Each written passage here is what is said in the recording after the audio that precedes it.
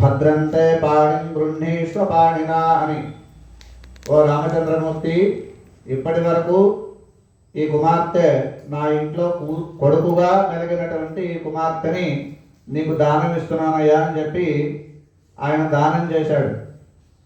ఆ దానం చేసేప్పుడు ఏం వదిలాడు?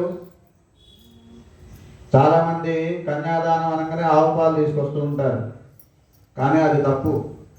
సంకల్పంలో ఏం చెప్పాము? సాలంకృత కన్యాదానం సహిరణ్య ఉదకధార. ఉదకము అంటే నీళ్లు అని కదండి అర్థం. అంటే బంగారంతో కూడుకున్నటువంటి నీటితో కన్యాదానం చేయాలి.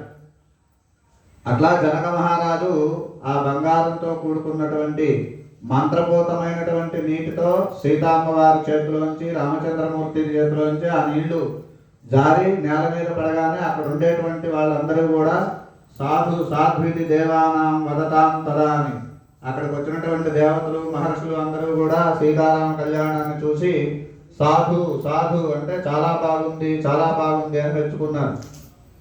అటువంటి సీతామ్మవారిని జనక మహారాజు కన్యాదానం చేసేప్పుడే సామాన్యమైన నీళ్లు వాడాడు. అంతేగాని బంగారాన్ని కరగబెట్టి పోయొచ్చుగా, లేకపోతే పాదరసం ఉంది పాదరసం పోయొచ్చుగా, అవన్నీ పోయకుండా నీళ్ళే ఎందుకు పెట్టాడు అంటే, ఈ నీళ్లు సర్వజీవులకి ప్రాణాధారం. అంతటి ప్రశస్తమైనటువంటి నీటితోనే దానం చేయమని శాస్త్ర ప్రమాణం. అందుచేత ఇప్పుడు మీ అందరూ కూడా గోదామ్మవారిని మీ యొక్క కుమార్తెగా భావించి, రంగనాథుడిని మీ అల్లుడుగా భావించి మీరందరూ కూడా ఇప్పుడు ఆ నీటితో దానం చేశారు. ఆ కన్యాదాన ఫలాన్ని వరునికి ధారాదత్తం చేయాలి.